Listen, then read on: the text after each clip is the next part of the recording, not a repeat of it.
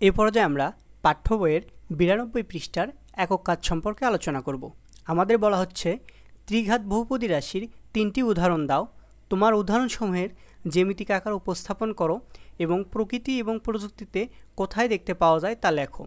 ত্রিঘাত বহুপদী রাশির 3টা উদাহরণের মধ্যে আমরা বলতে পারি 3x³ - 5x² + 2x - 9, এটা আমাদের ত্রিঘাত বহুপদী রাশির একটা উদাহরণ হতে পারে।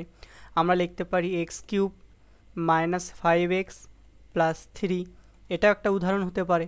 অথবা চাইলে আমরা লিখতে পারি শুধু x³, এটাও একটা উদাহরণ হতে পারে। এরকম আমরা অসংখ্য উদাহরণ দিতে পারি। আমরা মূলত প্রকৃতি ও প্রযুক্তিতে কোথায় আমরা ত্রিঘাত বহুপদী রাশি ব্যবহার দেখতে পাই সেটি নিয়ে আলোচনা করব।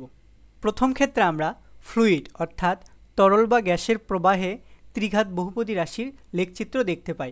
অর্থাৎ তরল বা গ্যাস যখন প্রবাহিত হয় তখন এদের গতিপথ হয় দেখতে এরকম, আর এটি হচ্ছে ত্রিঘাত বহুপদী রাশির লেখের মতো। অর্থাৎ ফ্লুইডের প্রবাহ আমাদের ত্রিঘাত বহুপদী রাশির লেখচিত্র মেনে চলে। দ্বিতীয় উদাহরণে আমরা বলতে পারি আঁকাবাঁকা পাহাড়ি পথ। এই পাহাড়ি পথগুলো দেখতে ত্রিঘাত বহুপদী রাশির লেখের মতো হয়। আবার পাহাড়ি বা উঁচু নিচু ভূমি, এগুলো দেখতেও আমাদের ত্রিঘাত বহুপদী রাশির মতো হয়। আশা করছি এক্ষেত্রে কোনো প্রবলেম নেই।